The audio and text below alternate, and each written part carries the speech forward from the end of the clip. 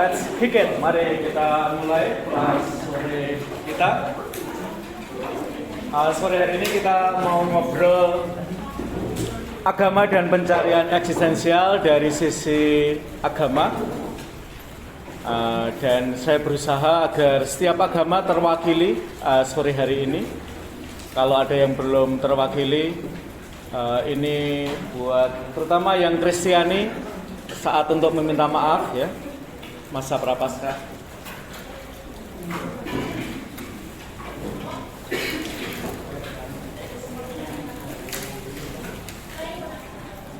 Terutama kalau kita lagi mengalami krisis eksistensial, apakah agama menjadi tempat pertama orang muda datang? Atau jangan-jangan kita agama itu menjadi tempat terakhir buat orang-orang yang sedang pencarian eksistensial itu datang. Dan sekarang ini persoalan eksistensial itu sangat beragam, berat. Mungkin fenomena yang ada di Jogja adalah bahwa sebagian pencarian eksistensial itu berakhir dengan kematian. Kematian orang muda, terutama dalam fenomena bunuh diri. Yang bunuh diri ini orang-orang beragama. Nah, apakah agama bisa memberikan sumbangan untuk pencarian eksistensial orang muda?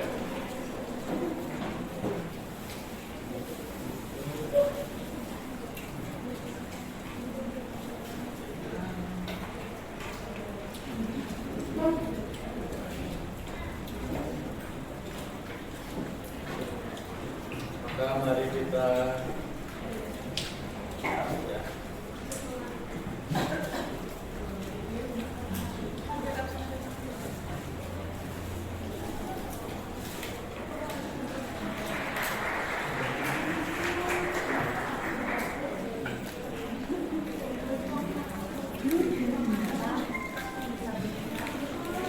maka mari kita mulai dengan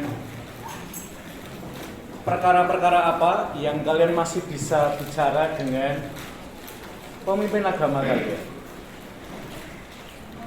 Dalam perkara-perkara apa kalian masih bisa bicara dengan pemimpin agama kalian. Bisa ustadz, bisa romo, bisa pendeta, atau tokoh spiritual yang mungkin tidak harus punya gereja atau punya masjid, tapi orang-orang yang masih kalian tempatkan sebagai, ini kalau teman-teman psikologi akan menyebutnya sebagai significant other.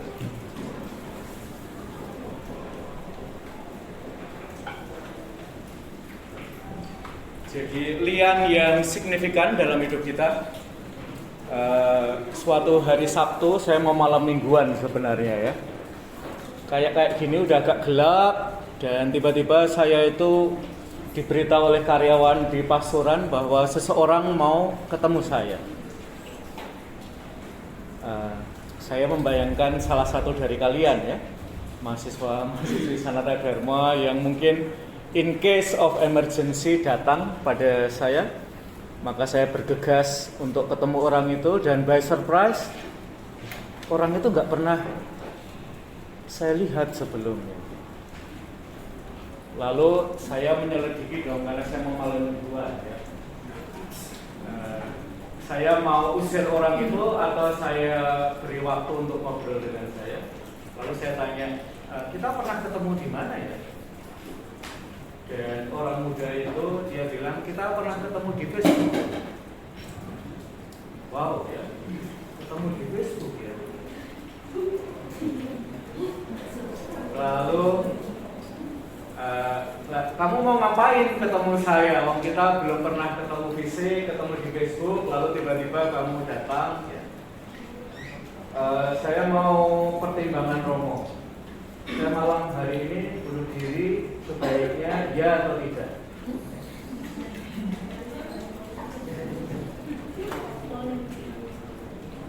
Bisa ya, kita nggak pernah ketemu sebelumnya. Kamu datang sekali dan minta saya untuk membantu kamu mengambil keputusan mau bunuh diri malam ini atau tidak.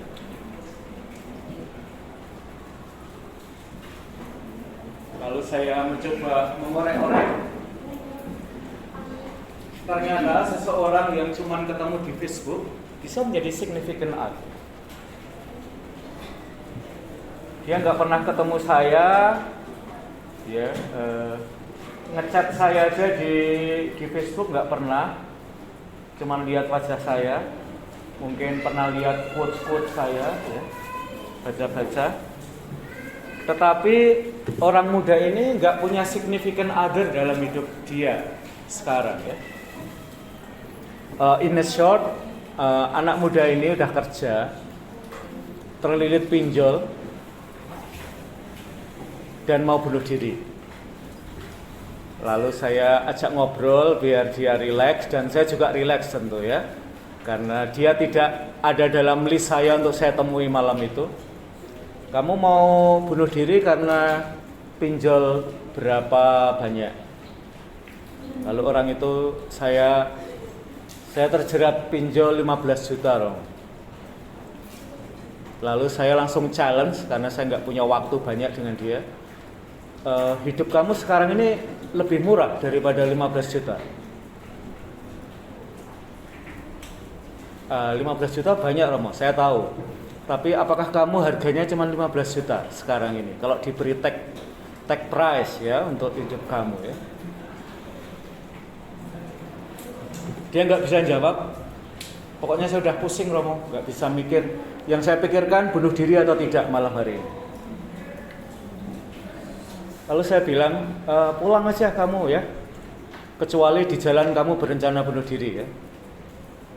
Ngaku sama bapak kamu bahwa something wrong happen, mungkin something yang sangat besar dalam hidup kamu, 15 juta itu, ya. Kalau saya sih mending aku sama bapak saya bahwa saya terjerat pinjol 15 juta daripada bunuh diri, ya. Saya kira hidup kamu, Mas, kalau saya tawar malam hari ini kayaknya masih di atas 15 juta deh. Maka kalau kamu mau bunuh diri malam hari ini gara-gara 15 juta, kok hidup kamu murah sekali, ya. Go, pergilah, ya. Saya mau malam mingguan. Syukur kepada Allah, orang ini masih hidup sampai sekarang. My point is this, ya, teman-teman. Kita seringkali perlu menemukan significant other, dan salah satu significant other tentu komunitas agama.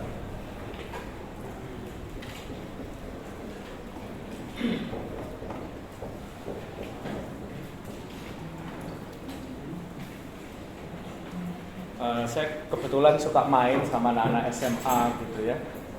Dan saya selalu amazed dengan keterbukaan anak-anak SMA, ya. Kalau nggak tahu, ya, pokoknya kita ketemu aja dan mereka bisa open begitu. Beberapa kali ketika ketemu pertama kali, anak-anak itu langsung buka lengannya. Romo, ini percobaan bunuh diri saya. Yang sudah keberapa, ya? Jadi sudah mulai self harm.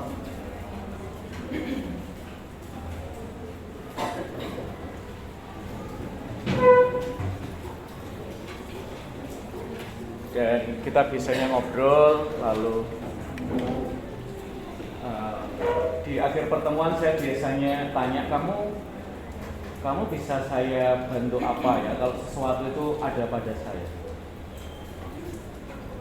Dan untuk bilang bahwa mereka sangat merindukan sosok significant other, ya, itu kadang-kadang yang diminta simpel banget sih.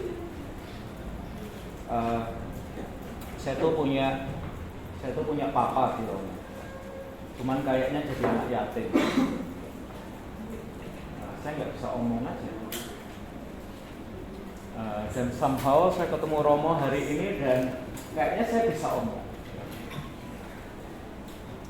Romo punya waktu 1 menit, 2 menit gitu. Significant other. Oke. Dalam hal apa kamu masih bisa bicara dengan, dalam perkara apa kamu merasa bisa bicara dengan pemimpin agama atau komunitas agama? Seberapa jauh? Misalnya kamu menyebut masalah, ya. Masalah apa yang kamu masih bisa omong dengan pemimpin agama?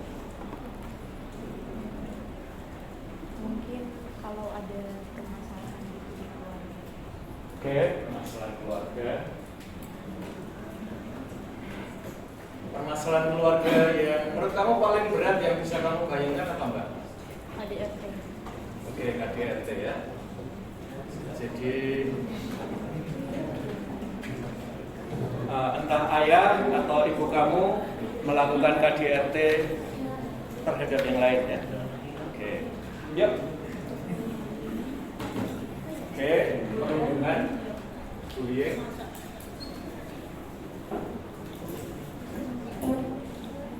Yuk.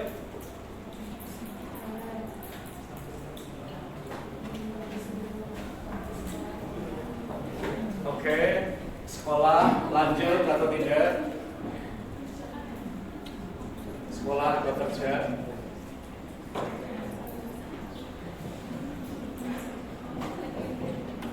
In a short, ya pilihan-pilihan besar dalam hidup kamu.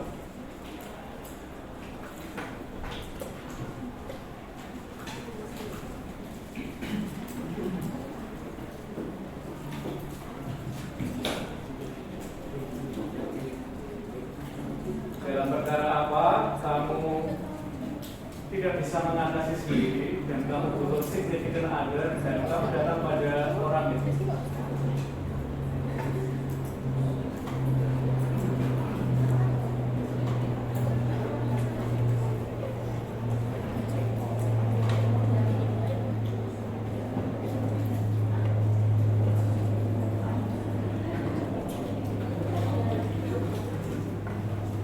Misalnya sesuatu ya dekat, mungkin sekarang kamu alami,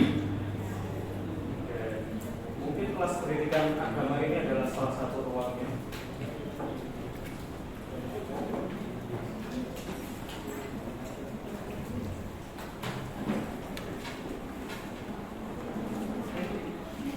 Oke, soal pertemanan.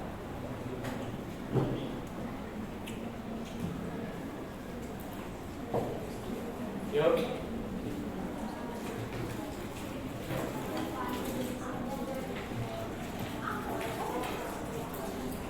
Oke, kehampaan hidup.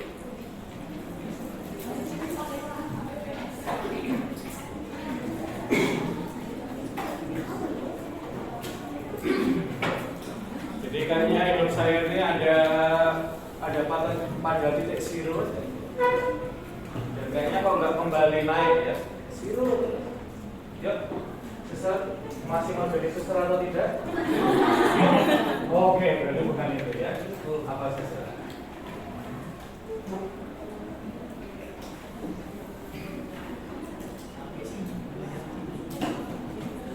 Krisis panggilan.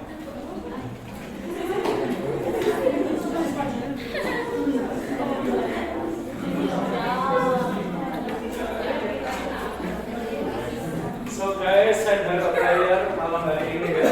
Mari kita berdoa novena untuk panggilan suster. Yuk, suster. Krisis panggilan juga.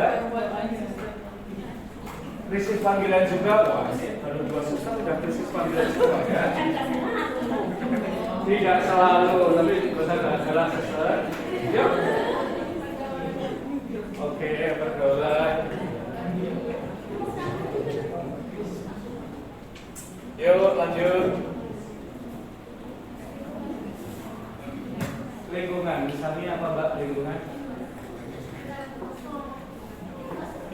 Oh, lingkungan di kos ya.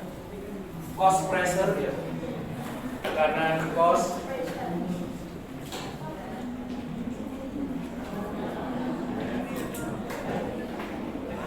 Yuk, apa Mbak? Oke, pergumulan batin. Kalau seusia kamu pergumulan batinnya apa sih Mbak?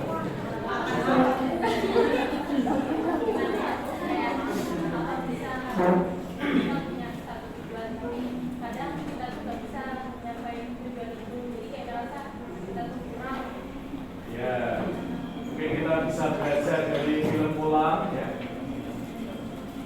Mungkin sebagian dari kita ini seperti karakter ayah di dalam film bola. Kita itu kura-kura, kita nggak bisa jalan cepat, tapi satu hal yang perlu kita ingat dari karakter kura-kura adalah dia selalu sampai tujuan. Meskipun langkahnya barangkali agak lambat daripada hewan-hewan yang lain. Yuk, pergaulan. Pergaulan kayak apa, Mas? Kalau saya boleh tahu, pergumulannya kalian dalam pergaulan apa sih? Milih teman. Oke, milih teman.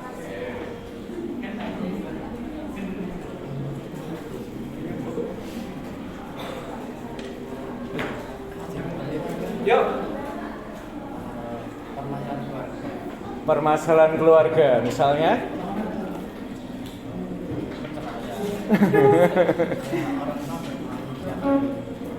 Oke, konflik orang tua ya.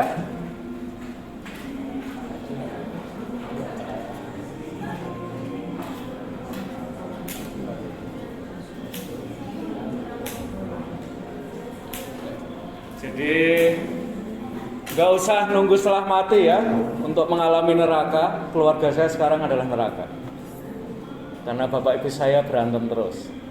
Yuk, apalagi Mbak? Lingkungan rumah misalnya.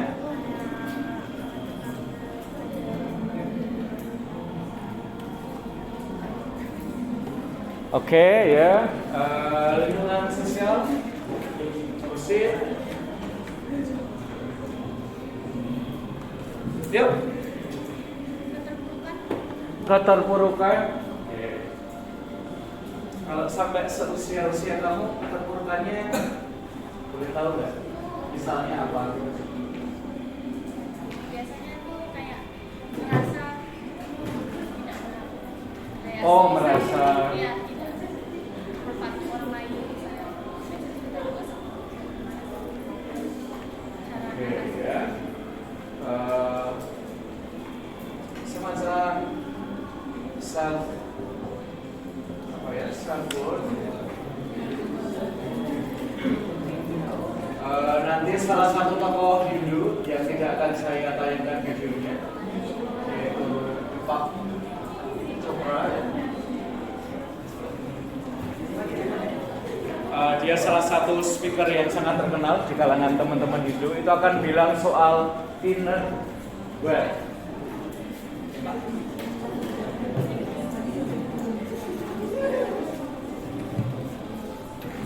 Kalau kita punya inner wealth dalam hidup kita penuh ya. Barangkali mungkin secara external wealth kita barangkali nggak berkelimpahan. Yuk. Nggak pernah curhat. Mau mulai curhat dari ini dengan saya, Pak? Oh ya.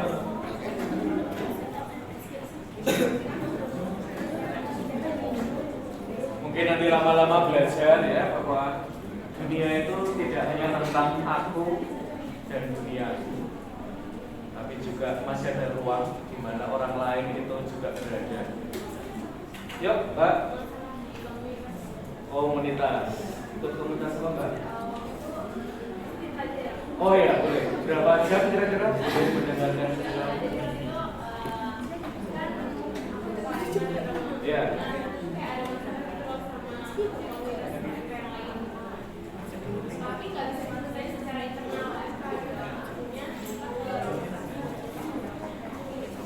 Oke, jadi kita butuh sosok penengah.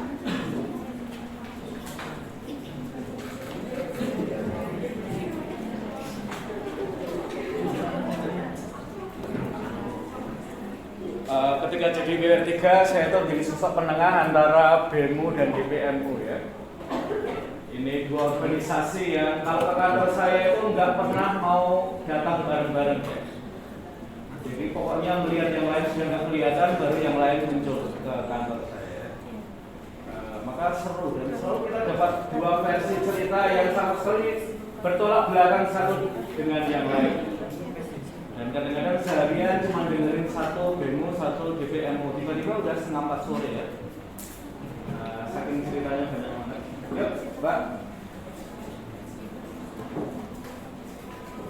Ekspektasi keluarga.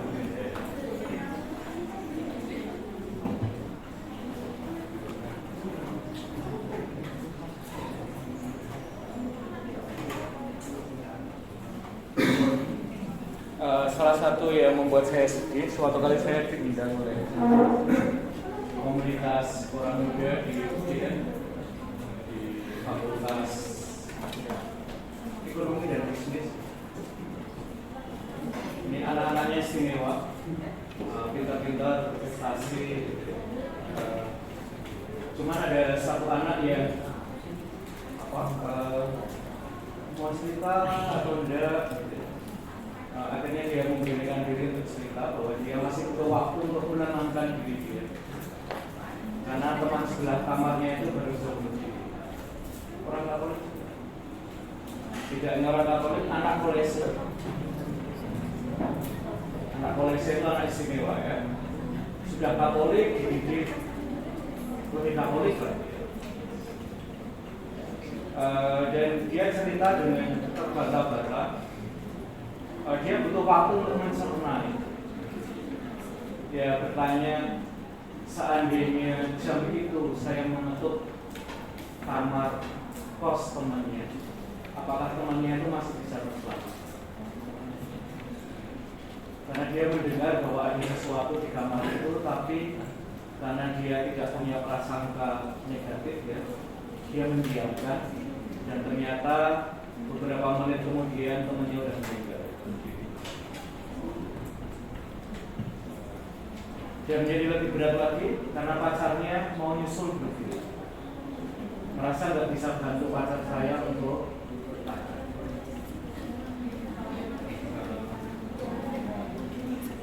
Akhirnya menelusuri ya kasus itu secara lebih deep gitu. Kemungkinan yang menjadikan mahasiswa yang tipenya klop itu bunuh diri adalah orang tua. Apa yang menjadikan anak itu akhirnya bunuh diri? Karena orang tuanya bilang, you are good enough sebagai anak saya, but you are not very great enough sebagai anak saya. Anaknya berprestasi cuma tidak jadi terbaik. Dan ternyata itu nggak cukup buat orang tua. Kamu jadi anak baik aja di UGM itu nggak cukup. Kamu harus jadi yang terbaik. Dan itu menjadikan dia terpuruk ya, in desperation ya. Kok saya berada di lingkungan keluarga yang kayak gitu ya? Dia tidak bisa handle lagi. Oke, yuk Mbak. Kondisi mental, oke.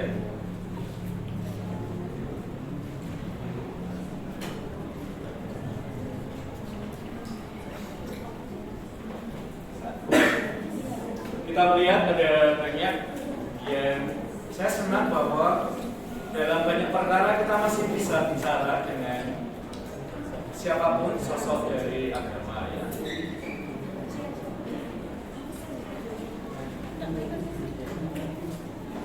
Dan mungkin ketemunya itu nggak harus sangat intensif. Kadang-kadang kita ketemu aja di satu momen ya.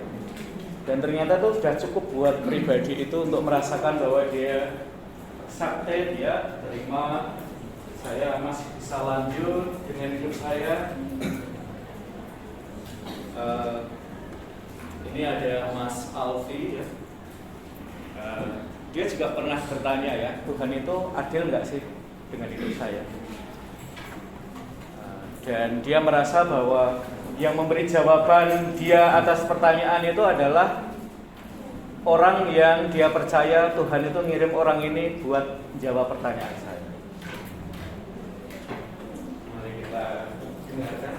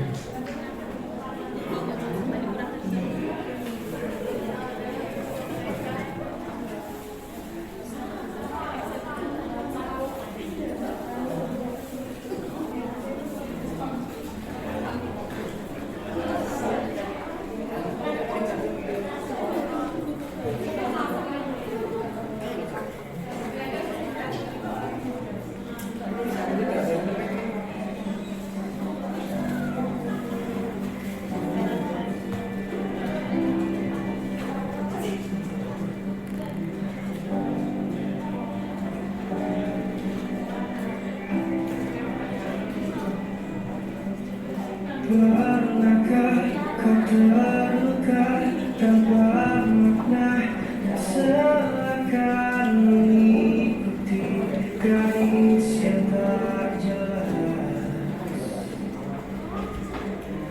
Pernahkah kau lakukan adil Tuhan dan seakan merasa bahwa takdir yang salah? Hingga tiba saatnya ku berhenti bertanya, ruang dan waktu menjawabnya dengan hadirmu. Dan sederhana kisahku yang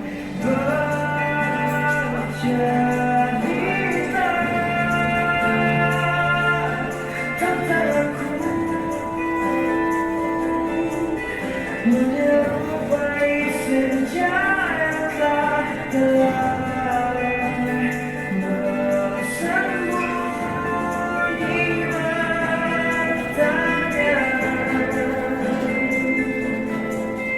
hingga kau hadir sebagai pagi.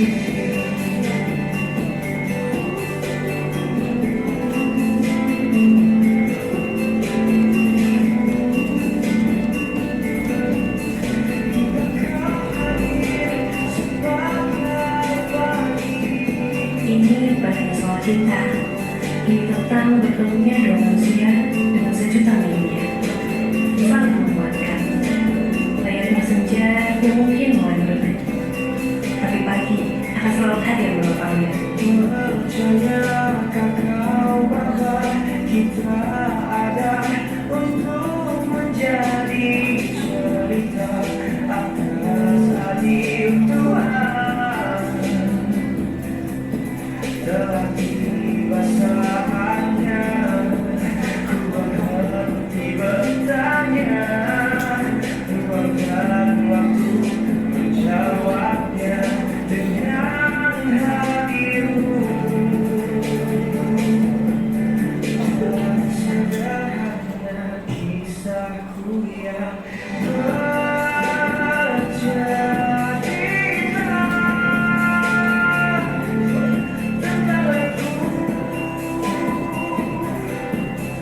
menyerupai senja yang telah bersembunyi bertanya, hingga kau hadir sebagai pagi.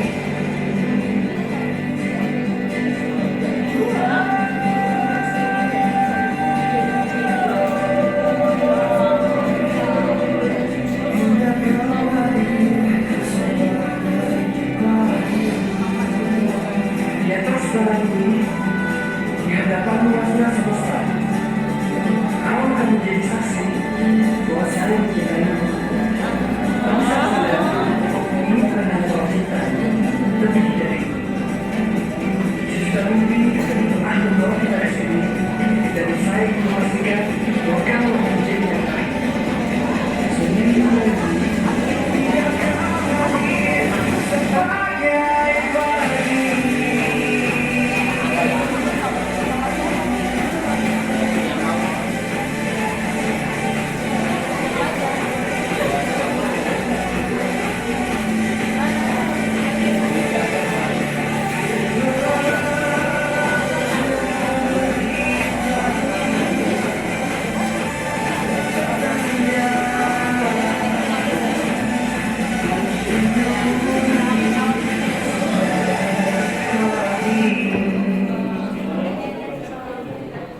Saudara awalnya rezeki, saya nikahkan dan saya kawinkan putri kandung saya yang bernama Kamelia kepada engkau dengan mas kawinnya berupa logam mulia bersurat 5 gram dibayar tunai. Saya terima nikahnya dan kawinnya Rika Emilia Dunia dulu diteleponan dengan mas kawin yang masih belum tunai.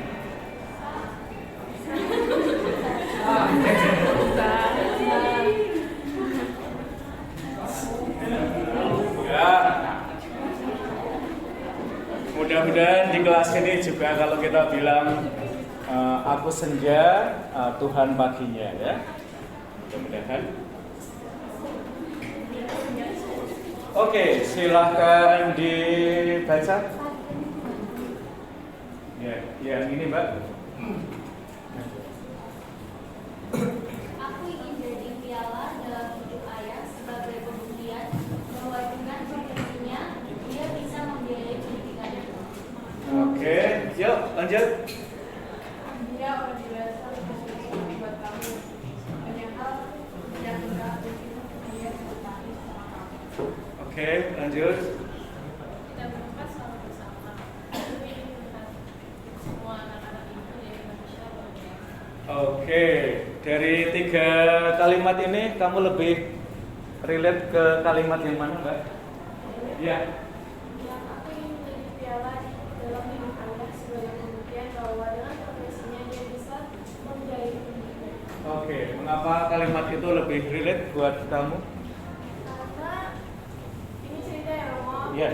Ayah saya itu bukan terlahir dari orang yang kaya, tetapi puji Tuhannya sekarang dengan kerja kerasnya dia mampu membiayai saya sampai kuliah ini.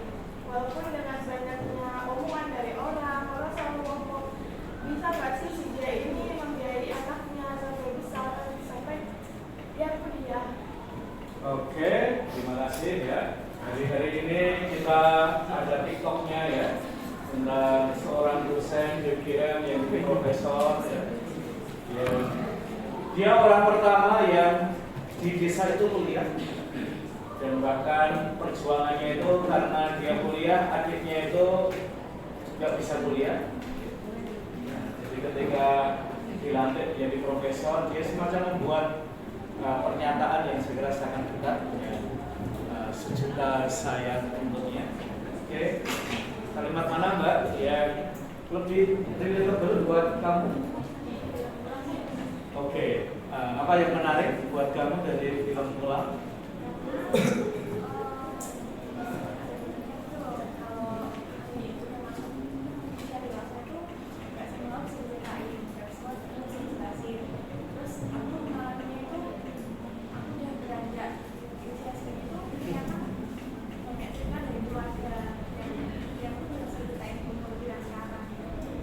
Oke, misalnya apa?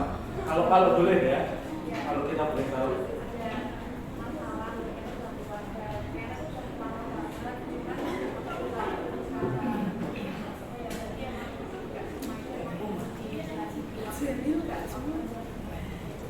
Oke ya, jadi ada beberapa hal. Mungkin kalau kalian nonton media, semua keluarga punya rahasia. NKCDHI ya. Kita cerita tentang hal ini. Mungkin ketika kita beranjak semakin dewasa, rahasia demi rahasia itu terkuat satu demi satu, tapi cara kita treat itu tidak harus selalu sangat emosional ya. Apalagi kita sampai pada kesadaran ya orang tua merahasiakannya juga bukan tanpa ya, mereka pasti nggak mau nahan lama juga, tapi mereka juga suffer ya. Oke, yuk.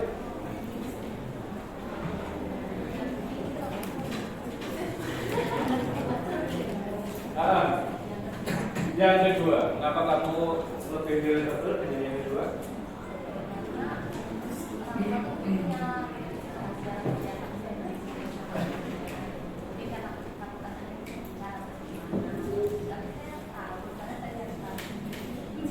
Oke, jadi kamu dengan sikap orang tua kamu itu kamu disappointed, kamu bisa memahami, kok nggak diceritain, itu kan keluarga, ada kayak itu.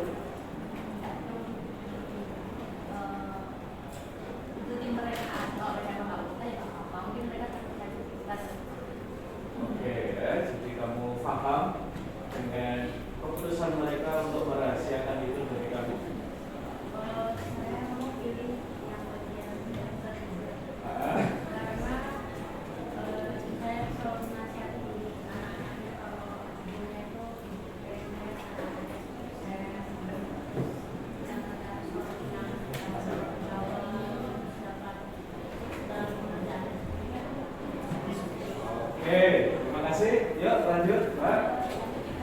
yang ketiga, apa yang menarik dari film yang ketiga buat kamu personalnya?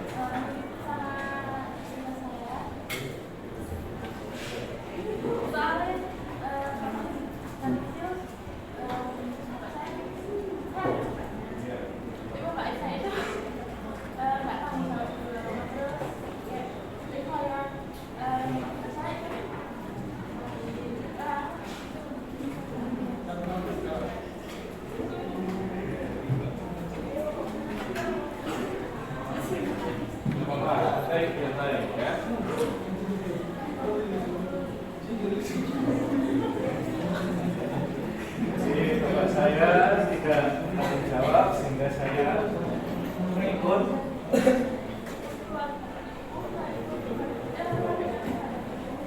Oke ya.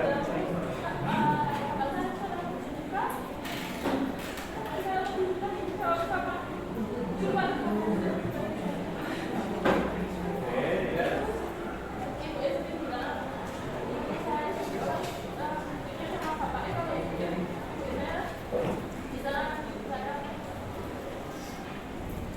Oke ya. Mari kita berikan.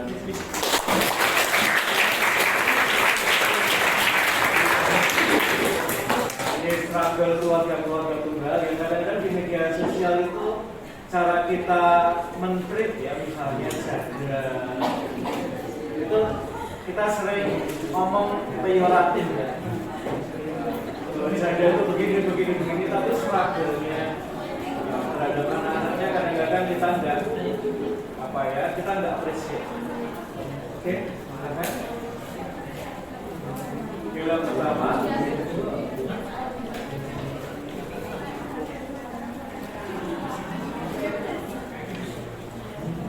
Oke ya, dia mengusahakan segala cara yang masih mungkin sehingga kamu ada di titik ini.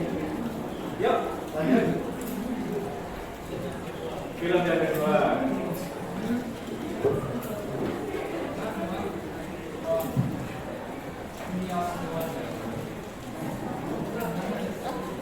Dunia orang dewasa nyatanya lebih sempit.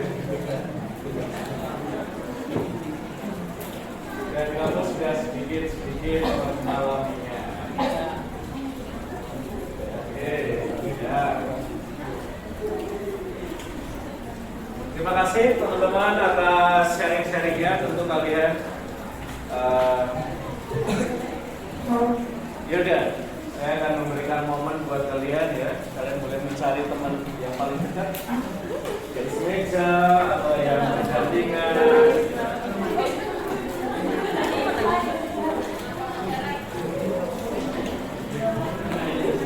Ceritakan film yang kemarin minggu kalian tonton and how to this or that movie relates to you. Siapa waktu ya. Silakan.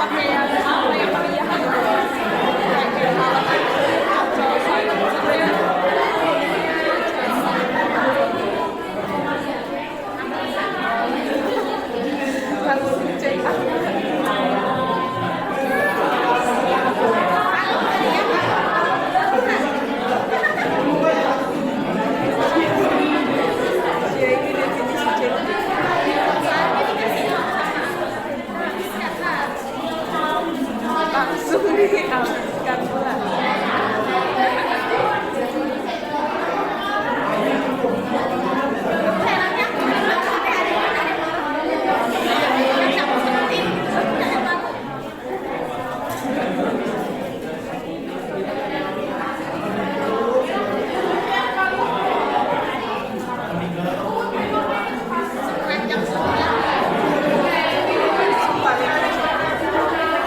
Kayaknya nggak nyampe semenit juga, Cek.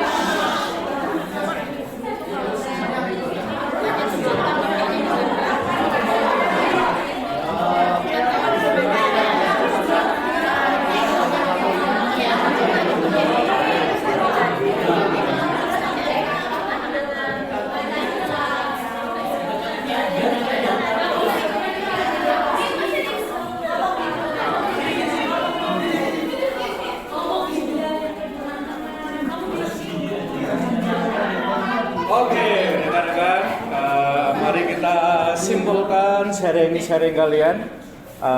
Kalian mungkin belum sampai pada akhir ya, mungkin masih di tengah-tengah, mungkin baru di awal. It doesn't matter ya, jadi silahkan ya kelas agama ini kalian jadikan tempat untuk mengolah pencarian eksistensial kita. Maka mari kita tadi sampai di ya silahkan dibaca Mbak.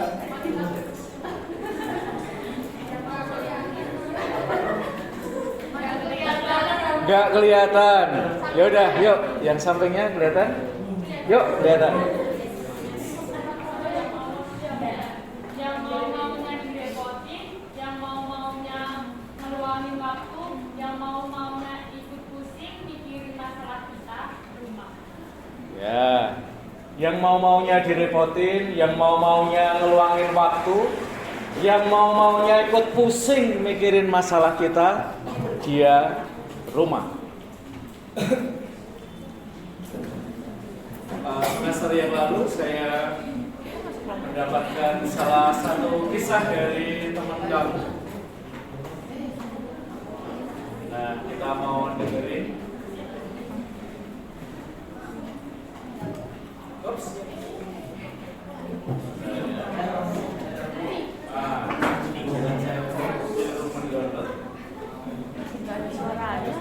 Nanti saya sudah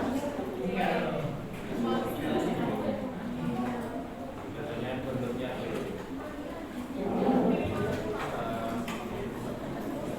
ke depan aja ya, dan ini mungkin mendapatkan kasus yang sama.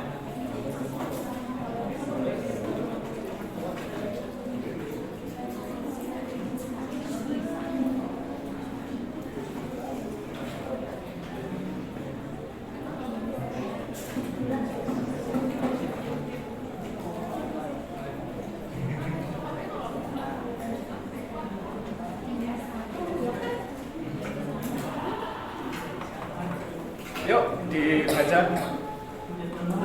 Barangkali hidup adalah doa yang panjang dan suhunya adalah minuman keras. Ia merasa Tuhan sedang memandangnya dengan curiga. Ia pun bergegas. Ini oleh almarhum Sapardi Djoko Damono. Buat kalian yang suka baca karya sastra, dia bisa menemukan titik temu antara hidup dan doa. Hidup itu adalah doa yang panjang, bukan doa yang pendek-pendek aja. Yuk, lanjut. Orang muda yang sedang mencari makna hidup dan menunjukkan ketertarikan terhadap spiritualitas. Ya. Jadi ini titik temu kita untuk ngomongin pencarian eksistensial dan sebagai orang-orang beragama, karena kalian itu orang-orang yang tertarik juga dengan isu-isu spiritualitas. Hanya kadang-kadang isu agama, spiritualitas itu dipresentasikan dalam cara yang mungkin tidak menarik ya untuk kalian sebagai orang muda.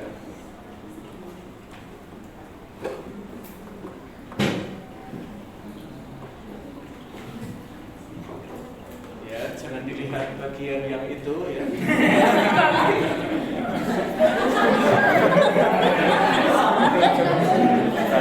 Kita lihat bagian yang kata-kata ya. Yuk.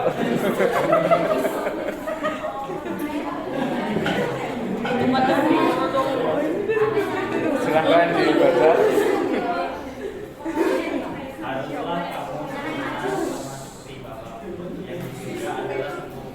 Ya, tentu sekarang ini kesempurnaan kita bicarakan bukan tanpa kesalahan hidup kita ya, bukan tanpa pergumulan.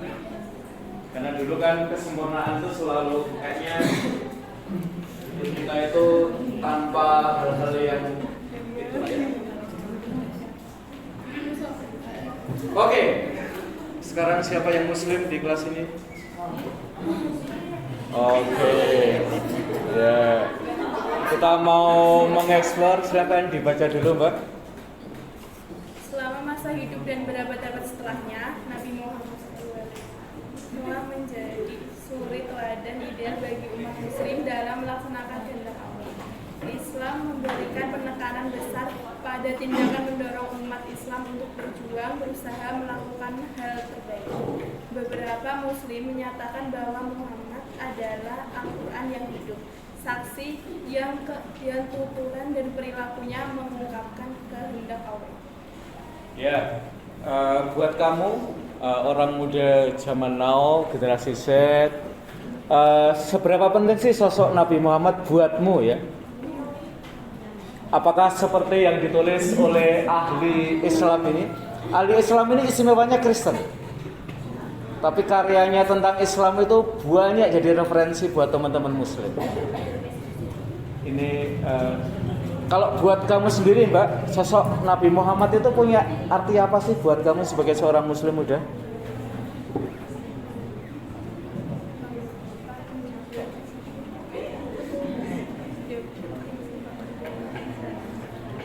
Misalnya kata-kata atau kisah Nabi Muhammad mana sih yang menurutmu sangat relate dengan kamu sebagai orang muda? Ya. Sehingga nanti sosok Muhammad itu tidak klise ya dalam hidup kita ya. Atau nanti juga sama teman-teman Kristiani ya, hidup Yesus itu tidak klise buat kita. Atau teman-teman Buddha juga sama ya, bahwa ya Buddha Gautama betul-betul inspire hidup kita.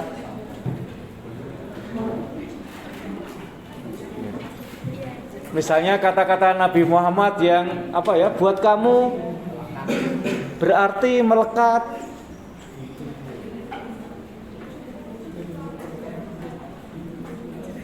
Kalau kamu lagi ada di momen terendah hidup kamu kembali ke ayat itu atau ke kisah itu.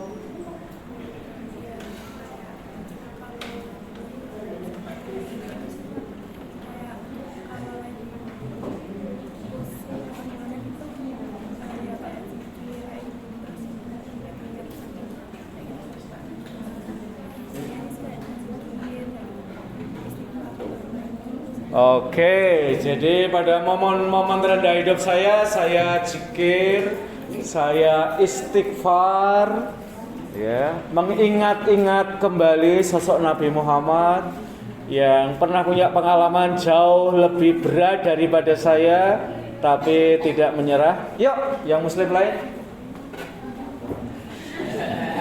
Jangan-jangan saya putar-putar ternyata nggak berarti buat kalian. Ya.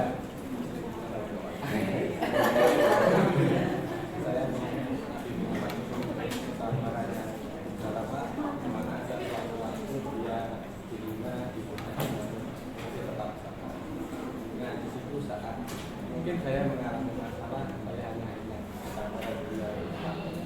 Jadi Nabi Muhammad itu bisa dijadikan sebagai idola dan motivasi bagi saya.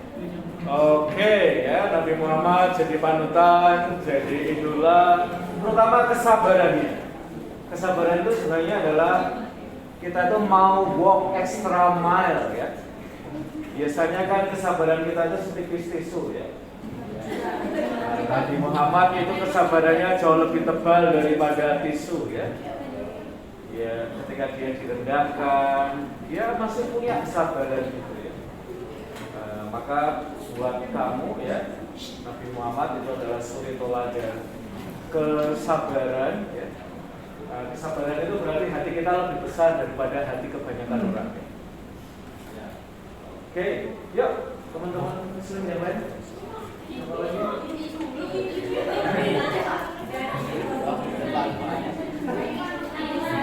Yuk, yuk.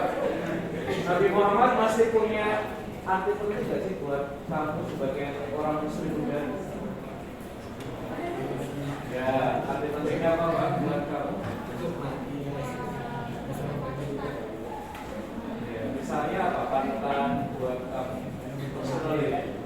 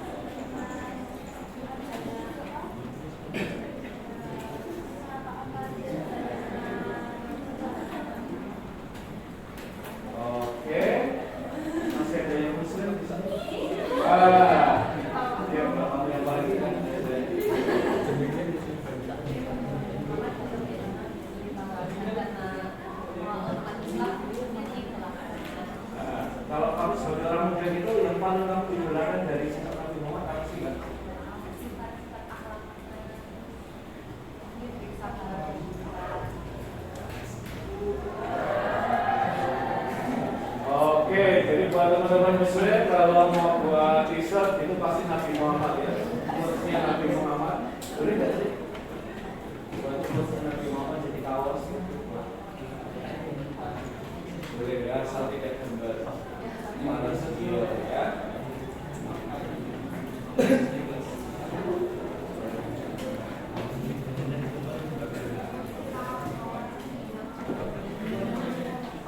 Oke. Oke, sekarang kalian boleh membuka HP kalian. Ini survei beberapa waktu yang lalu.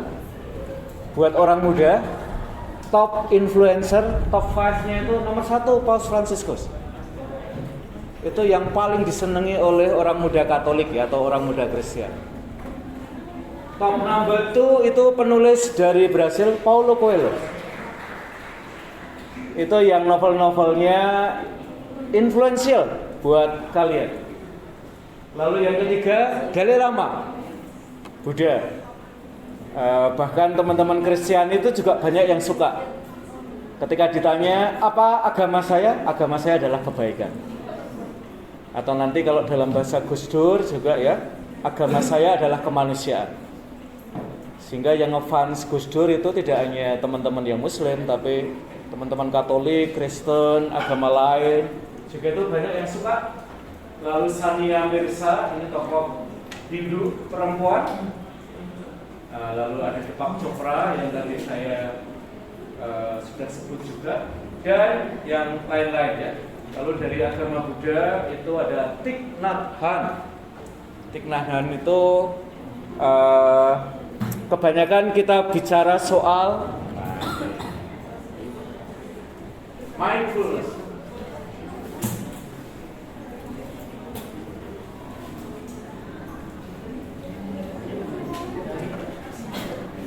Jadi kalau kamu bisa aware dengan hidup kamu akan happy ya. Oke, sekarang silahkan kalian mencari sosok yang influential dalam hidup kamu. Kalau bisa dari agama ya. Kalau kalian nggak bisa menemukan ya nggak apa-apa. Tapi silahkan.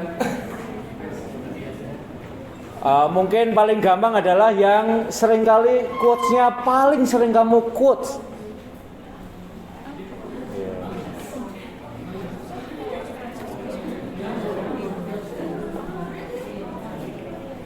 Kalau teman-teman Muslim kan Nabi Muhammad ya, yang kata-katanya, suri toladannya, itu kita ikuti. Silahkan kalian mencari. At least have one ya, jangan nggak punya. Karena kita belum sebijak itu.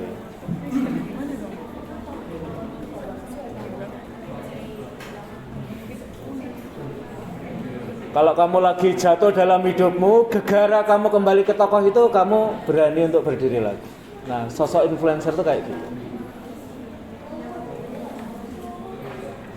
Nah, saya pengen tahu buat kalian generasi Z, sosok influencer terutama dari sisi agama, kalau kalian nggak bisa menemukan itu, ya dari sisi kemanusiaan nggak apa-apa.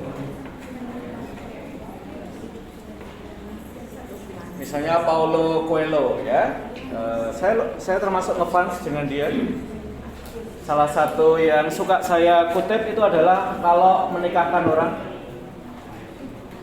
yaitu dari bukunya Alchemist. Kalau dua orang kekasih itu mau ketemu satu sama lain, semesta itu berkolaborasi sehingga perjumpaan mereka itu sungguh-sungguh terjadi. Paulo Coelho.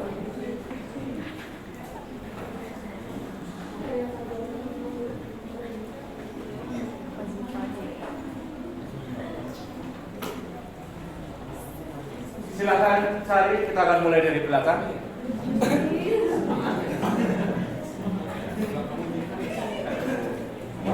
Belakang sebelah kanan.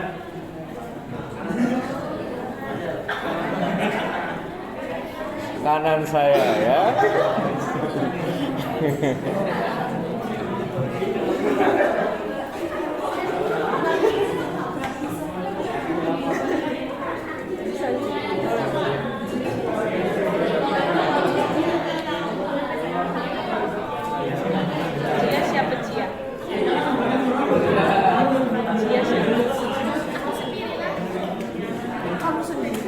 Ya, jangan diri sendiri ya. Kita belum ada di kualitas itu ya.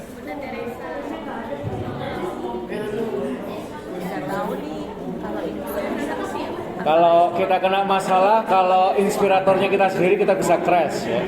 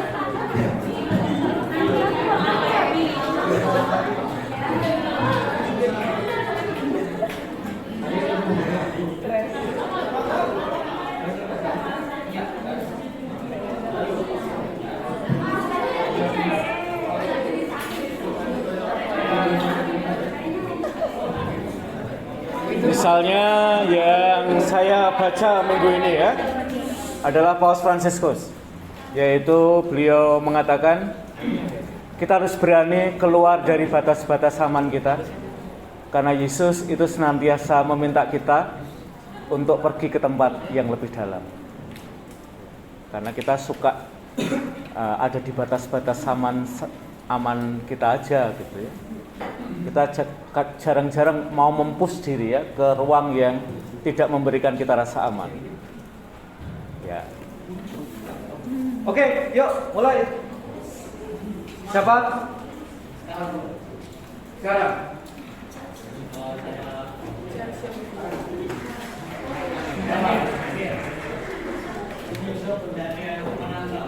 Oh, Daniel Mananta ya. Tetangga sebelah. Yuk, apa yang menarik dari dia buat kamu? Saya tahu dia tidak cakap ya. Bagusnya di mana menurut kamu? Kan ada pakai baju yang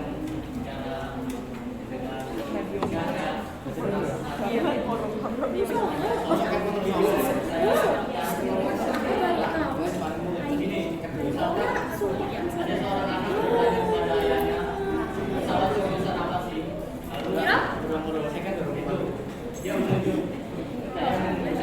kamu bisa lihat pesawat sana kecil atau besar kecil katanya terus ayahnya tuh ngajak anaknya agar ke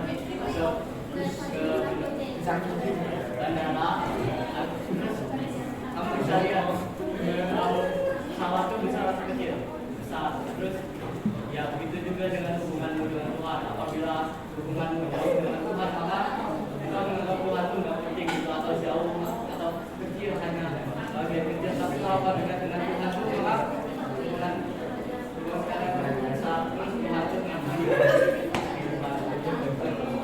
ya, oke.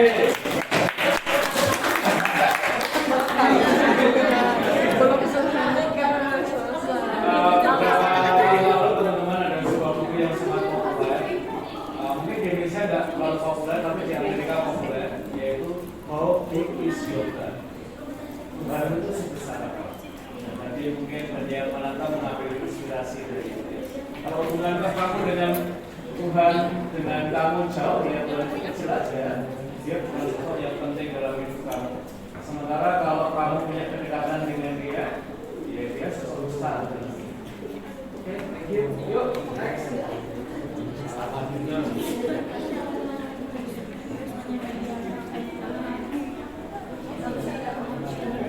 Give him life.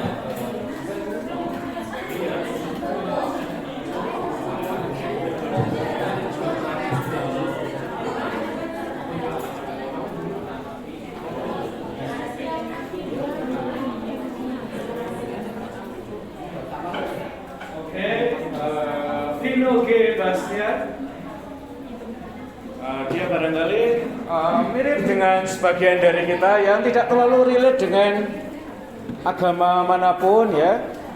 Mungkin juga Tuhan tidak sering-sering banget kita sebut dalam hidup kita.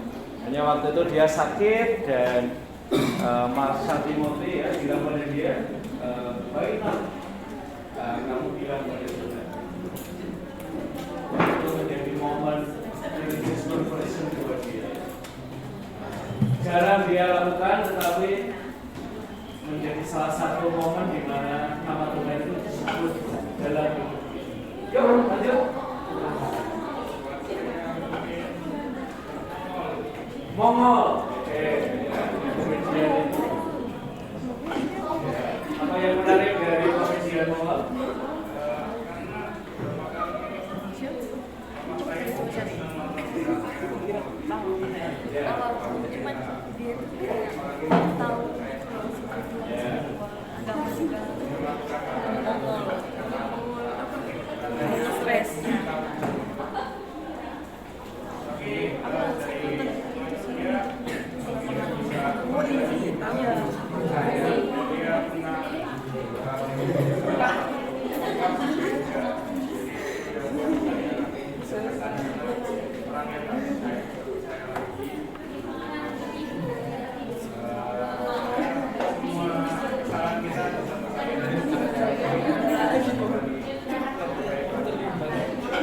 Oke, Mongol, ya mungkin ini short.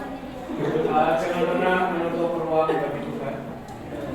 Sedang apapun dalam hidup kita. Yuk, next.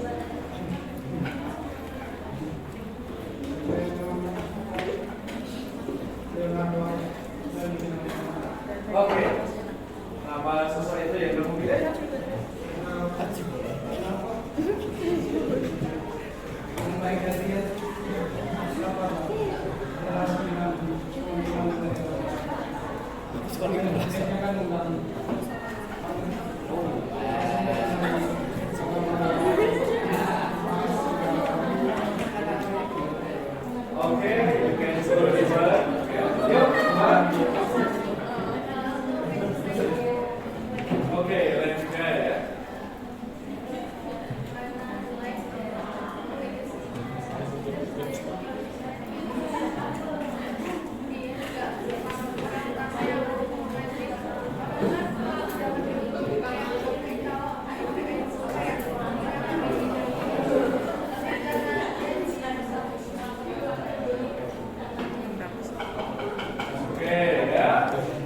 Broken-brokennya Lady Gaga, perjumpaan dia dengan orang yang broken hidupnya itu inspired.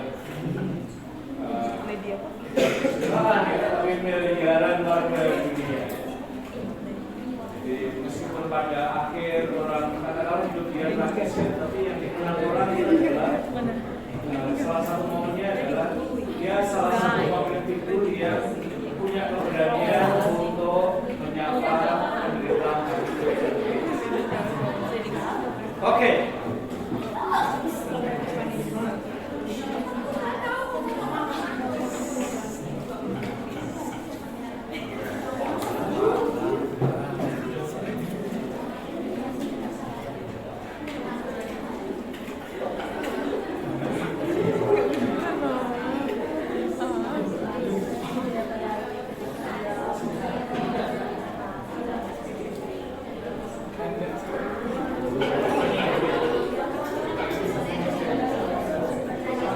Tokoh ini saya juga senang. Ajahn Brahm ya, seorang Buddhis. Salah satu yang saya suka dari dia adalah kita biasanya banyak ngomongin tentang make decision-nya ya. Itu kayaknya bagian paling besar gitu. Tapi Ajahn Brahm ini buat saya menarik karena dia bilang kebanyakan agama itu memberikan tempat pada soal mengambil keputusan.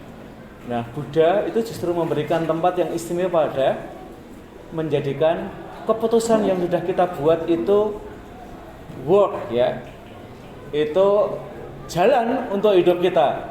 Jadi endingnya itu tidak mengambil keputusannya, tapi menjadikan yang sudah kita ambil itu sesuatu yang kemudian mungkin dalam bahasa sekarang ya, tidak hanya workable ya, bisa jalan tapi bisa jadi masterpiece dalam hidup kita. Nah, itu Ajahn Brahm ya.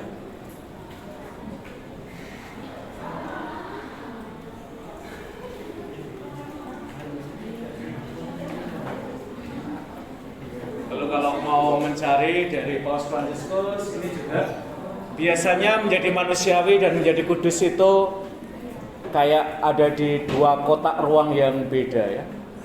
Kalau Paus Fransiskus dia mengatakan omongan kita tentang kesucian, kekudusan itu enggak menjadikan Anda menjadi kurang manusiawi. Justru kekudusan itu bisa merupakan perjumpaan antara kelemahan Anda dan daya rahmat Allah. Jadi orang kudus itu bukan orang yang nggak punya kelemahan ya, tapi rahmat Allah dalam hidup dia itu abundant ya, berlimpah itu. Suatu kali saya didatangi oleh cowok cakep ya, anak UPN, baru pulang dari gereja gitu di Kota Baru. Anaknya ini menarik ya buat saya, anak cakep, pokoknya rapi banget. Cewek-cewek pasti naksir lah ketemu dia. Anak ini tanya pada saya, Romo, biar saya jadi orang Katolik banget, saya perlu ngelakuin apa ya, Romo? Saya waktu itu selesai ibadah dan bilang, kamu nggak perlu ngelakuin apa-apa sih. Serius Romo, kayaknya ini Romo ini orang pertama dari agama yang bilang kayak gitu. Kok bisa kayak gitu Romo? Karena kayak gini saudara. Lalu saya memberikan quotes pada dia. Karena ketika kamu mencari Tuhan, bukan kamu yang menemukan dia, Tuhan yang nemuin kamu pertama kali. Maka kalau kamu mau datang pada Tuhan, Tuhan itu enggak memberi syarat buat kamu. Jadi baik dulu. Dan anaknya bilang, wah kalau itu sih cakep sih. Ya seperti saya lah, cakep ya. Oke. Ini dari maka teman-teman, ini yang dikatakan juga oleh Mordi Alinda atau Fiersa Besari. Dia bilang ya, kalau Fiersa Besari akan ngomong begini, diri kamu itu jangan dicari, diri kamu itu harus kamu ciptakan. Kalau dari sisi agama, jangan memforsir seluruh hidup kamu untuk bertanya who am I. Kita perlu lebih memforsir tenaga kita untuk bertanya who am I for. Tidak kebanyakan waktu untuk bertanya siapa saya, tapi saya ini hidup untuk siapa sih?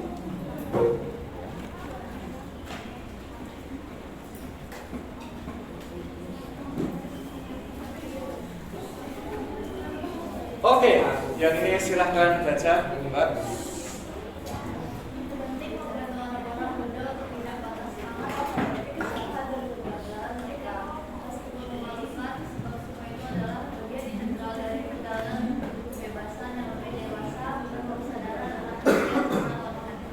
Oke, gampang gak sih Mbak menerima kelemahan, kegagalan sebagai bagian dari kedewasaan dalam hidup kamu?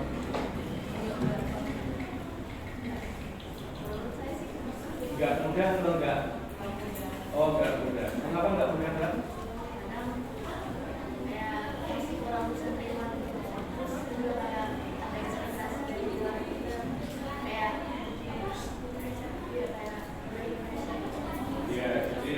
Ya, saya sendiri itu nggak mudah menerima kelemahan sebagai bagian hidup kita.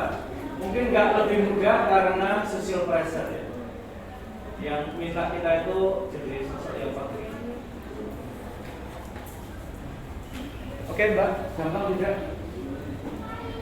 Ya, ya, nggak gampangnya di mana Mbak?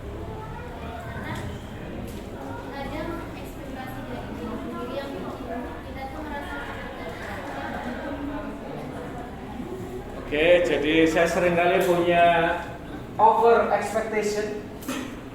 Itu yang membuat kita overthinking juga seringkali. Ya, yuk dibaca kalimat ini.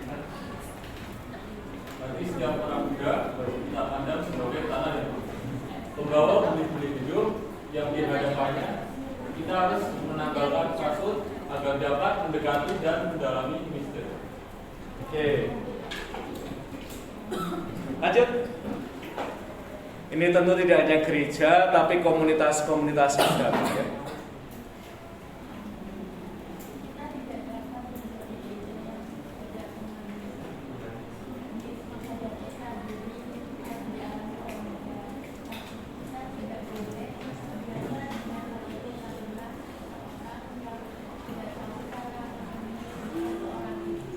Agama yang tidak tahu cara menangis di hadapan tragedi orang muda, agama itu bukan seorang ibu, ya.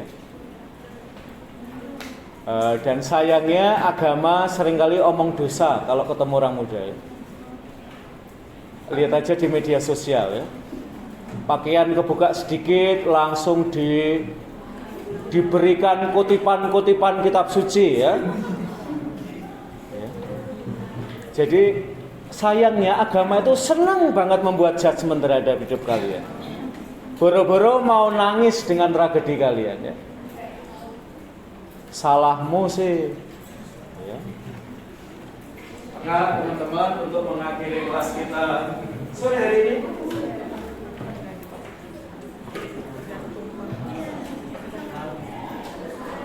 inilah kalian.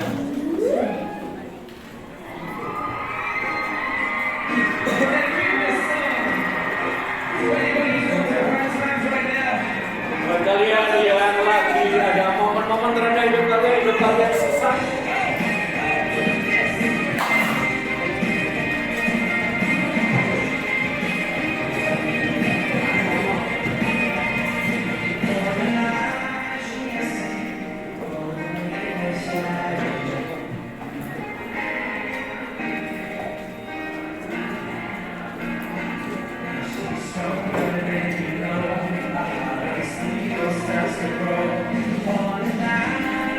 Kalian lebih hebat daripada yang orang kira.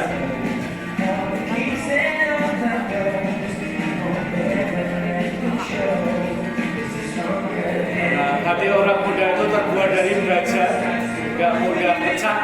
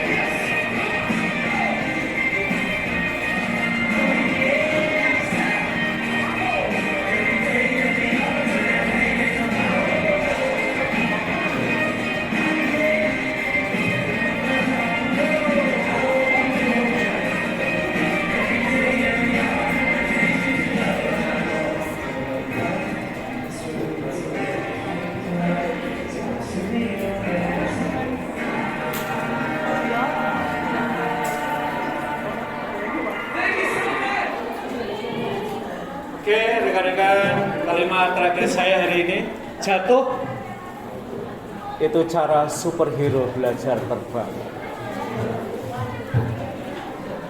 Mudah-mudahan agama juga memberikan validasi untuk mungkin pengalaman kalian jatuh, pengalaman kalian salah, pengalaman kalian gak perfect dalam hidup. Karena bukankah itu jalan bagi superhero untuk bisa terbang. Minggu depan kita akan melanjutkan dengan tema yang baru, yaitu agama dan tubuh. Terima kasih untuk sharing-sharing kalian. Dan nanti kalau keluar dari kelas ini, jangan lupa terbang karena kalian superhero ya. Terima kasih semuanya.